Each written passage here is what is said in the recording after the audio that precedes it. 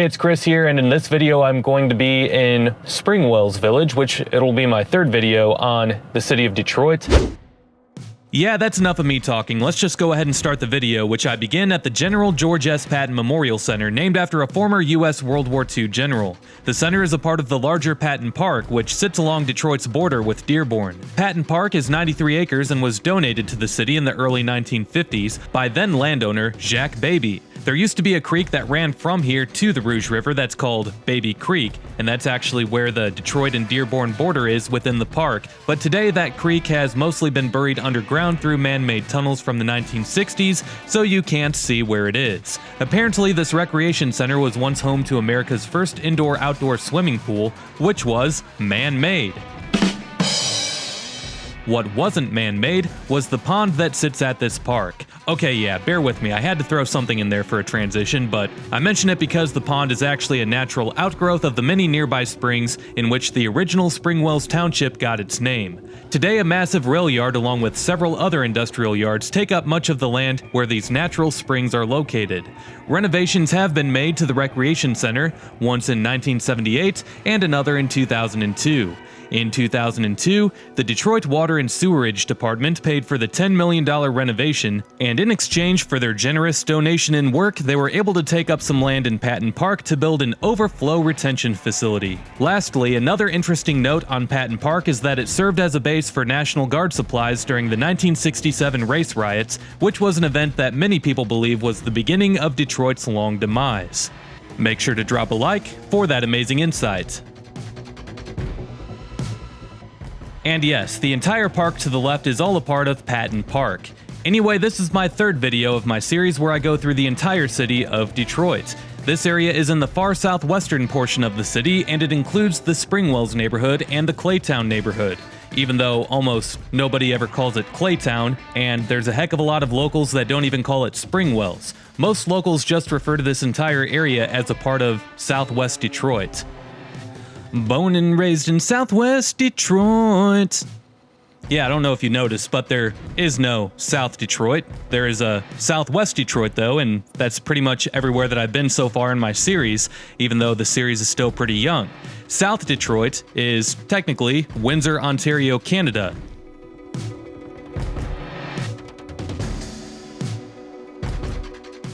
If you've been following along and you've seen my other two already uploaded Detroit videos, you've mostly seen empty residential neighborhoods within some thick industrial areas. This video will show a different side of Detroit, as it's a dense residential area, even though it has still lost quite a bit of residents over the years, like every other area of Detroit has. Really quick, as if you enjoy this video, make sure to drop a like, comment, and subscribe if you haven't already, as doing all of those things helps these videos destroy the evil monster that is the YouTube algorithm.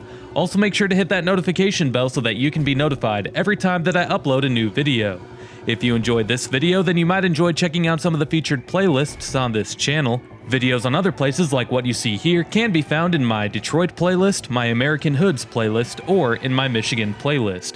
Last but not least, if you can't get enough of me on here, you can always go follow me on my other social media accounts, and those links are below.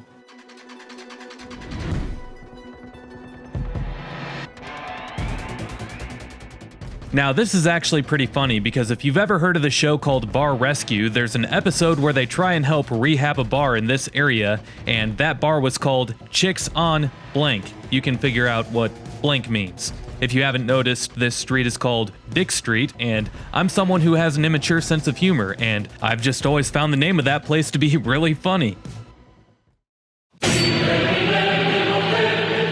Yeah, that's not funny at all. This is what's wrong with your generation, and this is why all values that help this country grow are lost. Hey, aren't you the guy that just called me woke for explaining why Marathon made Michigan's most polluted zip code what it is? You're the one that sounds woke here, buddy. Oh yeah, hold on, let me go ahead and delete those comments. I mean, if you want to, then go right ahead.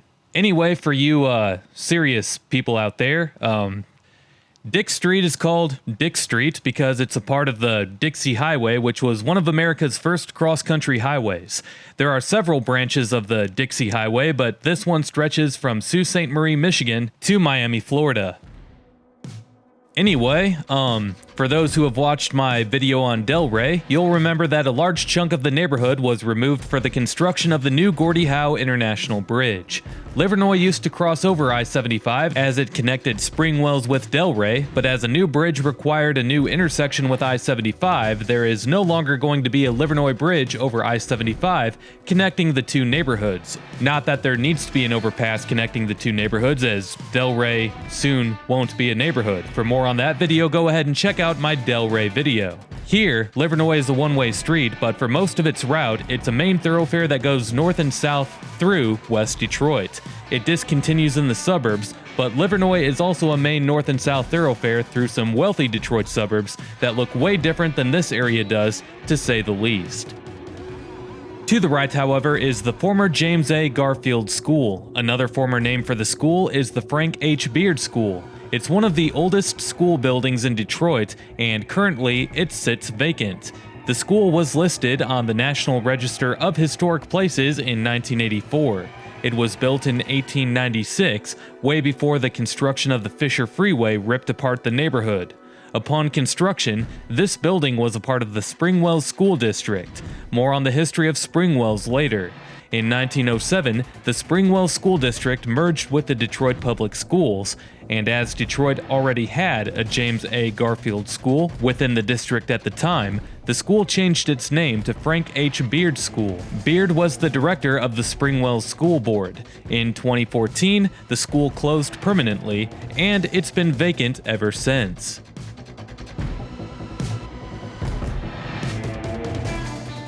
Now about the history of Springwells, the neighborhood wasn't always called Springwells, as for the longest time it was just referred to as Southwest Detroit, but more on that later.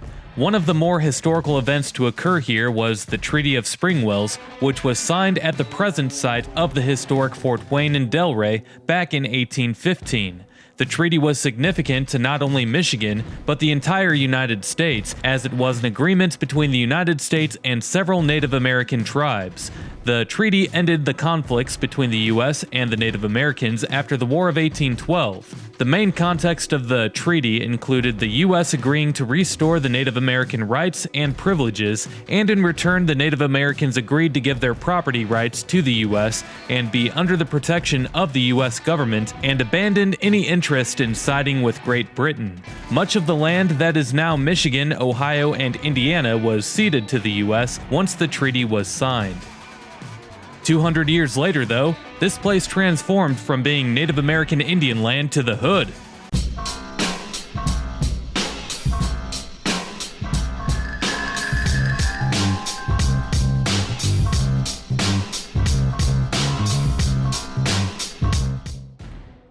More on the history, the neighborhood gets its name from the now defunct Springwells Township, which is what this land was known as before it was built up with industrial yards and residential neighborhoods.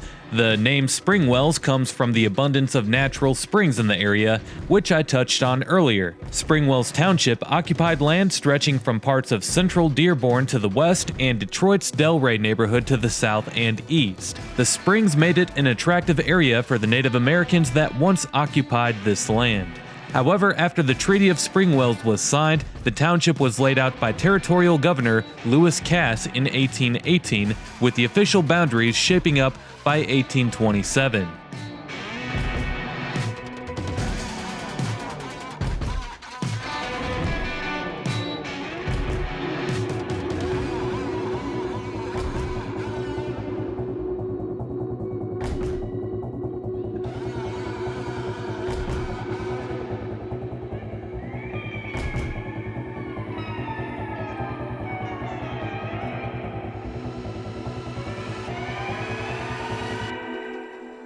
After Springwells Township was laid out, Springwells started as a farming community. Today, the streets are laid out in a way that follows the grid of the original agricultural fields. In the late 19th century, the area started to grow with an abundance of immigrants due to the amount of jobs available at the nearby factories, most notably the automotive assembly plants.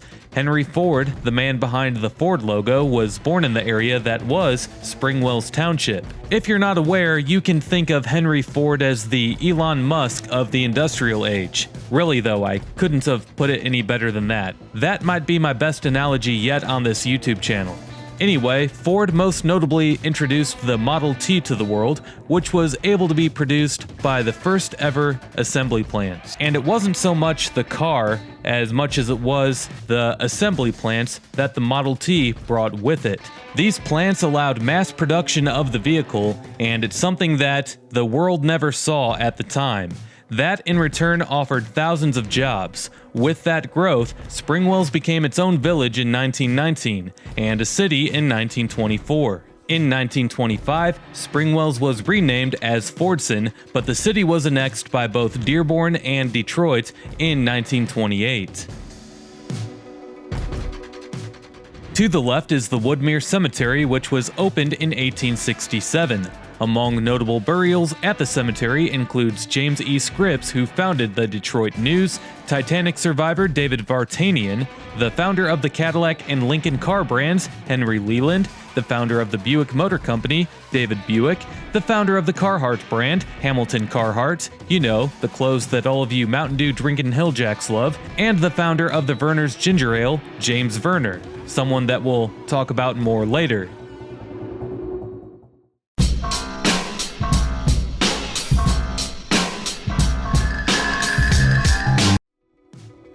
Sweet ride, bro. No? Well, okay, we'll see you again. Anyway, on to my next talking point, as we're about to go through the West Vernor Springwells Historic District. It's a 6-block-long commercial district along Vernor Highway, which is the main drag through not only Springwells, but through southwest Detroit. The district was listed on the National Register of Historic Places in 2002. For whatever reason, when this area was being constructed, commercial buildings lined Vernor Highway throughout the original village.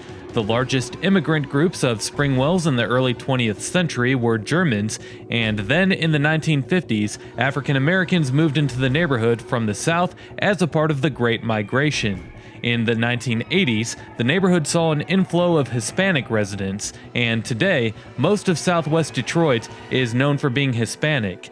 Most people know that Detroit has the highest percentage of African Americans out of all large U.S. cities, but this area of southwest Detroit might be the most diverse, as it's a solid mixture of African Americans, Hispanics, and whites, with Hispanics being the largest portion of the three. You also have ethnic groups of Asian and Indian descent throughout this neighborhood.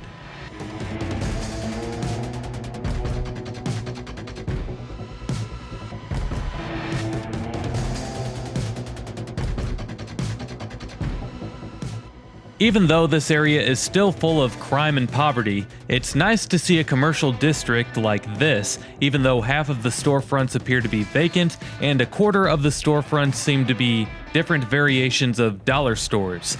I say that it's a good thing because this is something that the city can build on for its future as it attempts a comeback. Springwells is a neighborhood that Detroit has invested in, and you can somewhat see it from the appearance, especially when you compare it to Delray.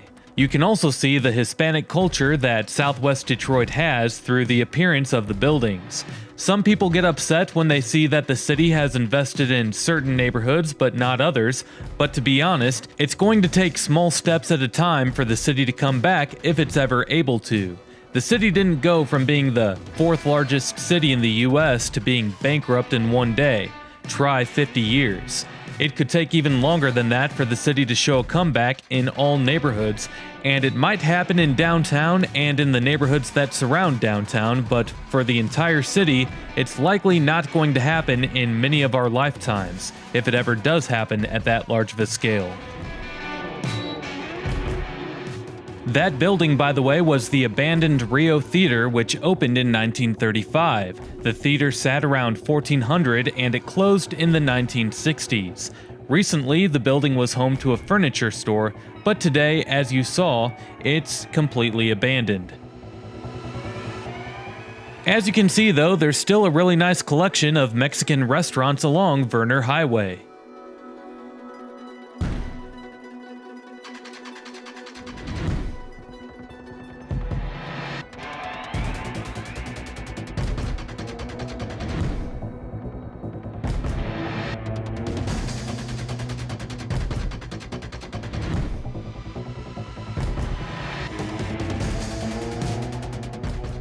Vernor Highway is actually split into two sections within the Detroit city limits, one here that serves as the main drag for southwest Detroit, and another that serves as a one-way street through the east side.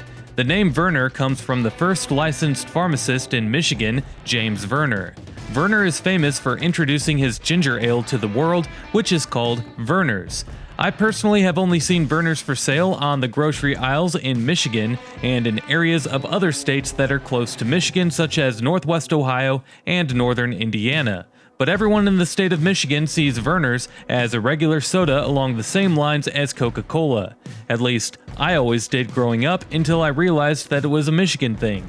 However, James Vernor did more than just introduce a soda to the community. He also served on the Detroit City Council, and of all things, is credited with helping to create the city sewer system. Despite Vernor Highway being here, most of Vernor's warehouses and facilities were off of Woodward Avenue, with the offices being off of Woodward in Midtown, and the warehouses being in downtown, off of the Detroit River where Hart Plaza stands today.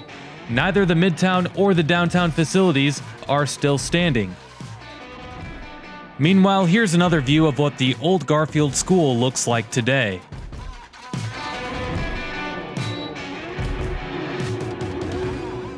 Since I haven't yet shown a map of Springwells, here is one. Today, Springwells is bounded by the railroad tracks to the southeast, Fort Street to the southwest, Dearborn to the west, and more railroad tracks to the north. That's as defined by niche.com and Google Maps anyway. The population of the neighborhood today is 15,000 residents, and the median household income is a very low $29,000 per year.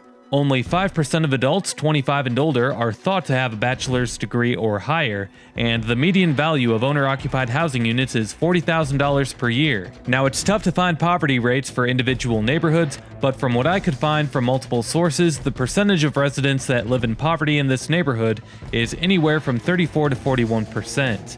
Unfortunately, the crime rates for Springwells are through the roof, and it's along the same rates that most residential neighborhoods throughout Detroit experience. From what I could find, some people say that it's not as bad here as it was in the 80s and 90s, but gang violence and drugs still carry a heavy presence throughout the neighborhood. And among the most common crimes in this neighborhood include vehicle break-ins, so lock up your cars, people. Actually, I take that back, because it doesn't matter if you lock your car or if you don't. You're gonna get your car broken into.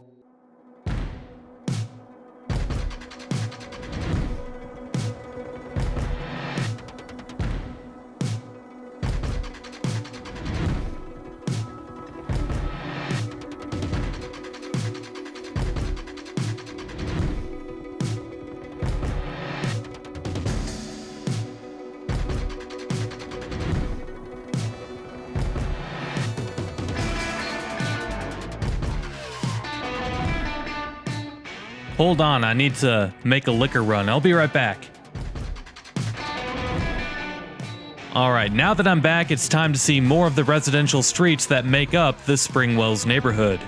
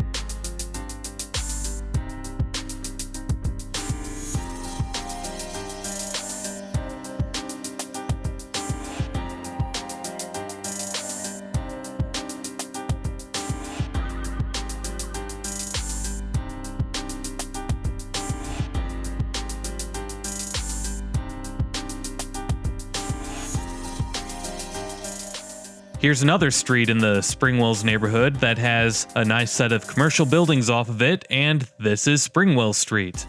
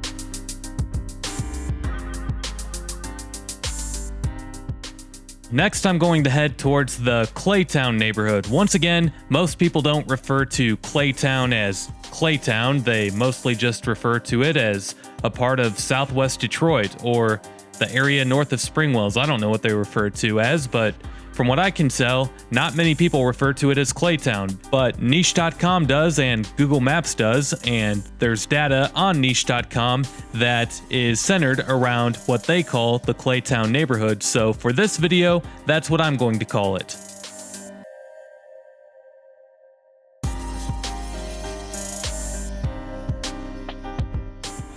So Detroit has a website that's called theneighborhoods.org, and it's likely an attempt to make the areas more attractive for development. I mean, that's their job, right? To try and develop an entire city with massive boundaries that has been neglected and corrupt for decades, and faces humongous issues with crime, drugs, prostitution, unemployment, poverty, poor schools, poor education levels, and too many other issues to name. If Detroit can ever come back, it deserves all of the positive press in the world when you think of all the negative press that the city gets, as it's going to be incredibly difficult for the city to come back with the challenges that it faces today. And it can only come back one step at a time, and it will very well indeed take an extremely long time for that to happen. Anyway, yes, this is what the city of Detroit would like you to call Claytown. The city's website refers to it as Detroit's Old West End, and the name comes from the former clay mines that used to be out this way. The neighborhood is generally bounded by Warren to the north, Junction to the east, the railroad tracks to the south, and the city of Dearborn to the west. Most of the houses in this neighborhood were built around 1915.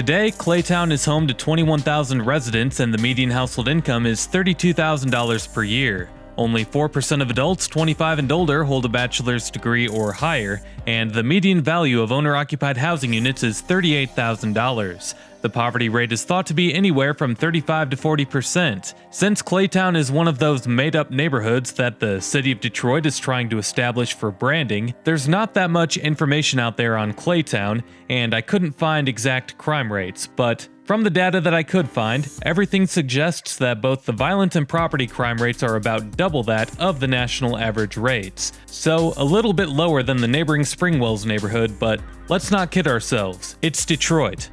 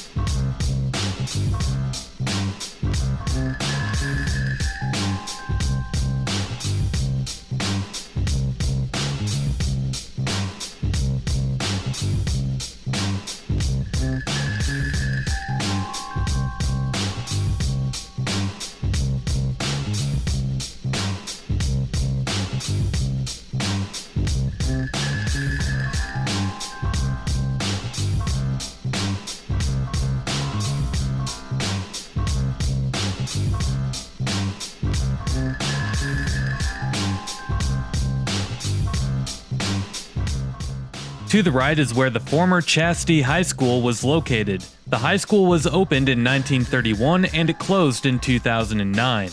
Reasons for the closure of Chastity High School, along with many other Detroit public schools, are all tied to the massive population loss for the city. Less people means less tax revenue for the city to provide services, therefore the only solution was to shut down many of the city's public schools.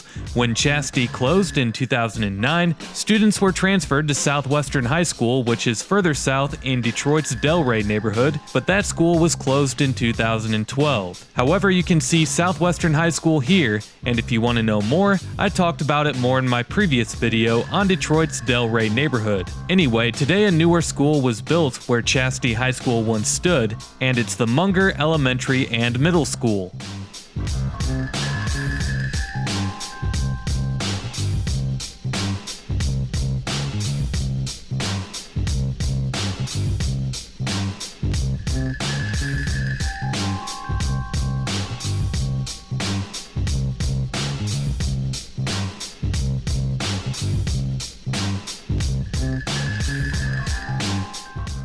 And you can see an old abandoned gas station to the left. Detroit has a lot of these.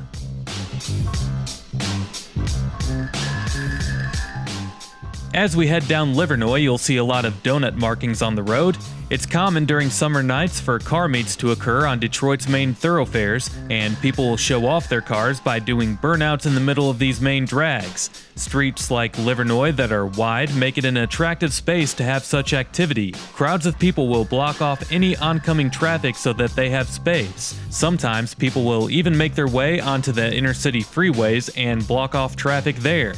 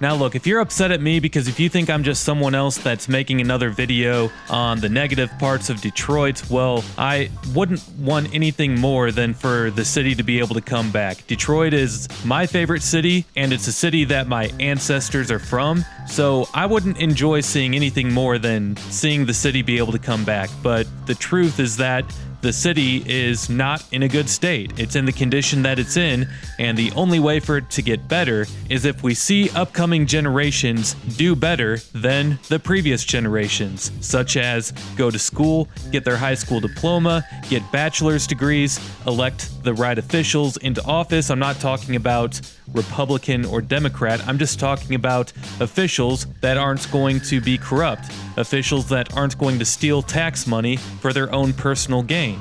Because that's something that has happened to the city of Detroit off and on for a very long time.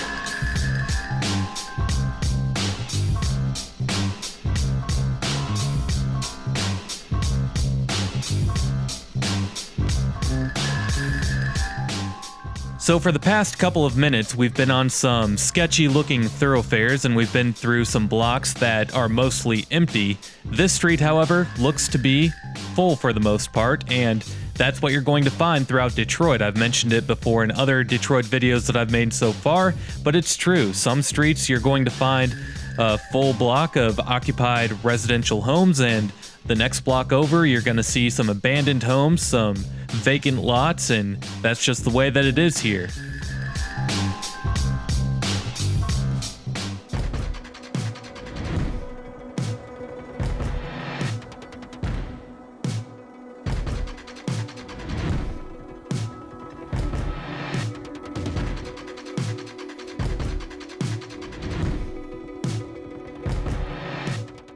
From here, I skip the video ahead to a part that we haven't yet seen as I head north on Central.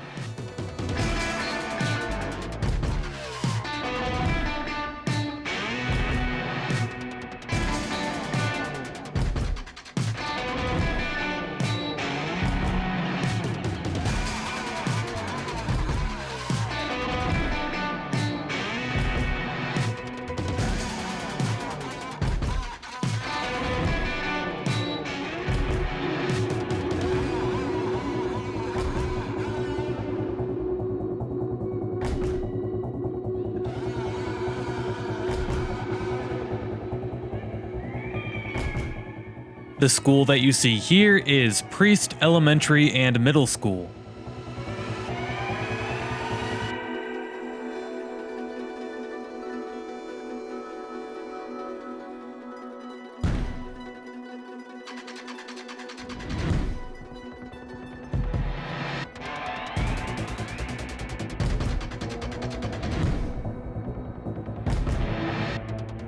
And this is a better view of the school.